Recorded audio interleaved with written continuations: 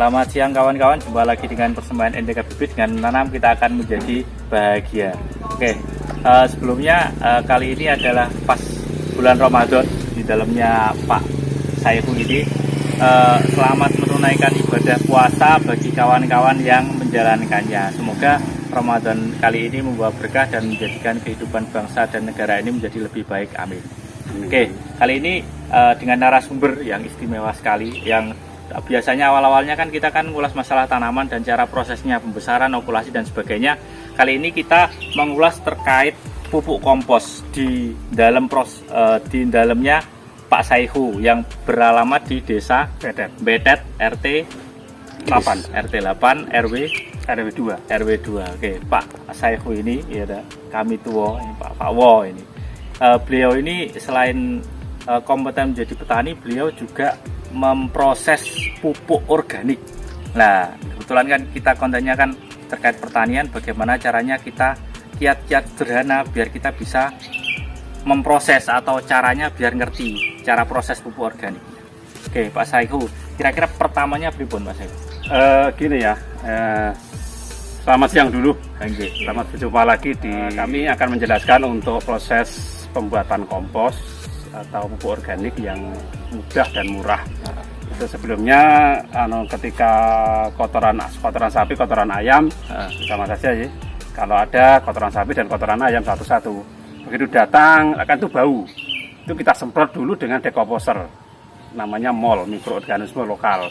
Kita juga bikin sendiri itu, nanti bisa kontennya ditambahi, nanti bisa untuk bikin MOL sendiri. Oh gitu ya. Itu semprot dulu agar supaya nggak bau. Kemudian tutup terpal biasa saja seperti itu yang tadi. Itu baru awal Pak Saihu. Iya, dari awal itu baru kemarin datang terus semprot. Kemudian ditutup agar supaya tidak kena hujan. Oh gitu. Ya, kita kalau kena hujan mesti basah lagi. Basah, gembel. kalau kena matahari tidak masalah. Oh gitu. Agar supaya lebih kering, lebih bagus. Setelah itu kalau sudah perro, sudah agak kering itu, kita hancurkan dengan ini tadi. Ini yang di ya, Pak Saihu. Ya, ini yang sudah perro, sudah bisa dihancurkan. Kalau perro kering, agak kering. Dihancurkan. Ini kira-kira usaha berapa hari? Ini 1 bulan, sudah 1 bulan. Ya. Berarti tanah itu, kompos itu diturunkan, kemudian disemprot pakai dekomposer. Kalau misalkan dekomposer kita belum bisa pakai, yang lainnya yang paling sederhana Pak? Paling sederhana itu pakai yang ada di toko-toko itu EM4 atau yang namanya bio itu. Bio, pokoknya yang ada bio-bionya EM4 atau terserah lah itu. Iya. Disemprotkan. Berarti pupuk atau kotoran itu turun dari truk, atau misalkan di rumah itu misalkan bikin yang mini, kotoran ayam sekarung 2 karung disemprot dulu baru ditutup atau dipanaskan. Kira-kira 1 bulan? 1 bulan cukup. Pak Saihu? Iya. Kalau secara sederhana sebenarnya kalau ada kandang sapi, kandang ayam, itu kotorannya dikumpulkan kemudian semprot.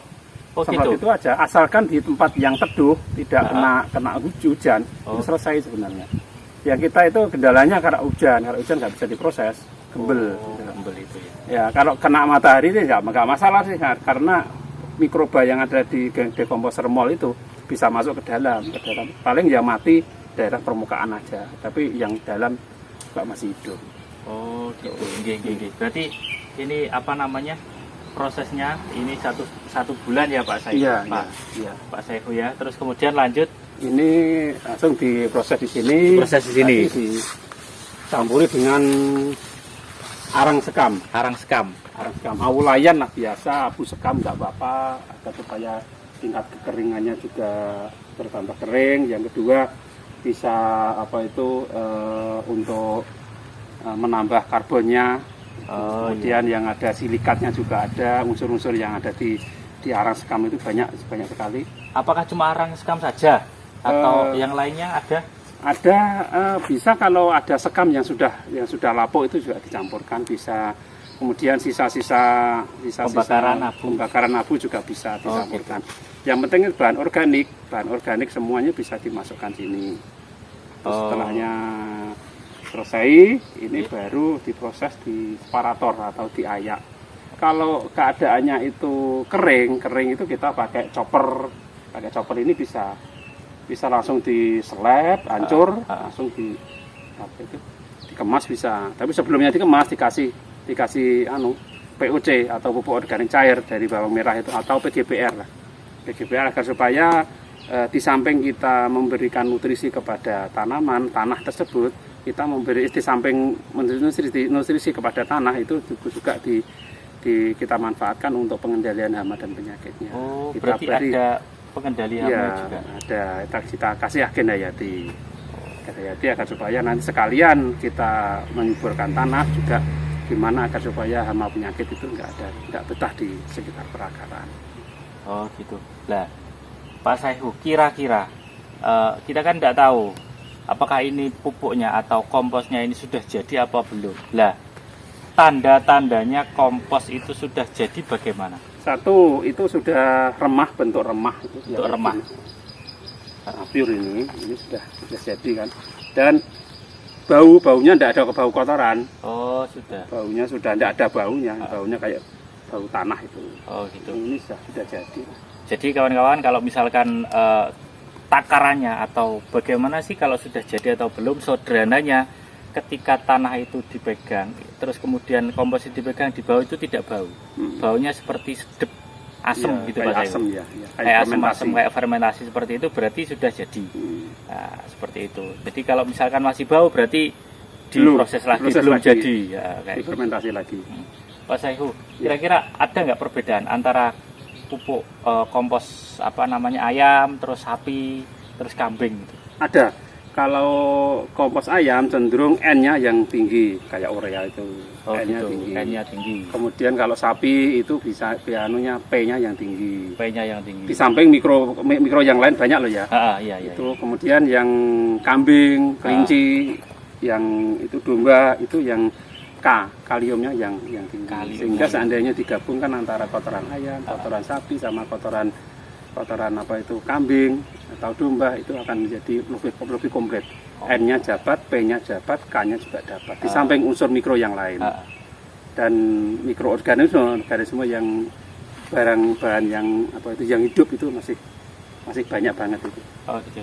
Terus kemudian campurannya Pak Saihu, antara sekam sama kompos ini perbandingannya berapa? Kalau perbandingannya untuk idealnya kita itu kotoran sapi 1, kotoran ayam 1, kemudian 10%-nya itu kotoran kambing, dan 10% lagi itu arang sekam. Oh, betul.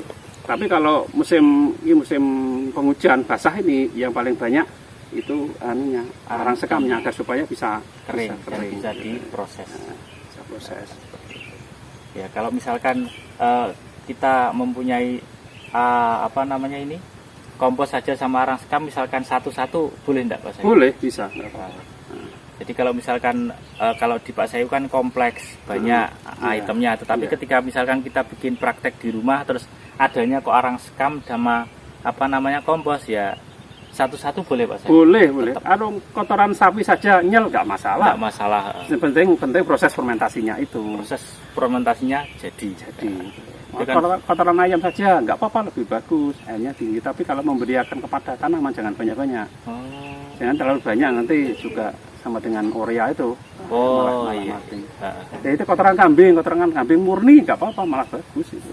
Yang penting difermentasi pakai bakteri itu, bakteri dekomposer, kemudian diaplikasikan. Biasanya yang ke tanah kambing itu, kotoran kambing itu budaya tanaman bawang merah, melon, sama tomat, cabai bagus itu, harusnya cabai itu pakai komposnya kotoran kambing. Atau domba.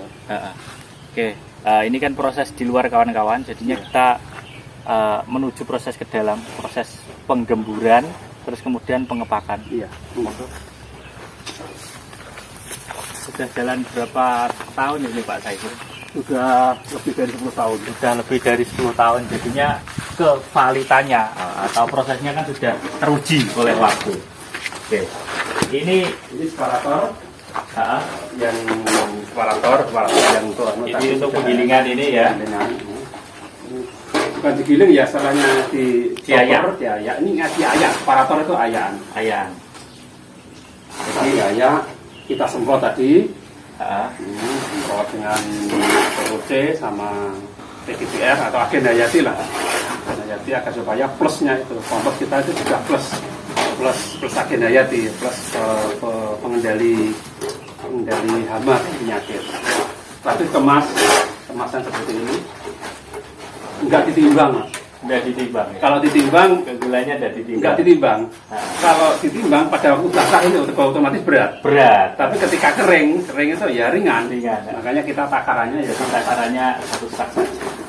Ya mungkin nanti misalkan ada kawan-kawan yang pengen tanya lebih lanjut, bisa langsung ke Pak Saiful, bisa hubungi Pak Saiful, nanti kontak personnya kita kasihkan. Terus ini kebetulan kan ini bukan promosi, tapi kebetulan Pak Saiful ini setelah di kebunnya selesai terus kemudian ada sisa terus dijual. Ini barangkali pengen beli yang jadi bisa hubungi Pak Saiful.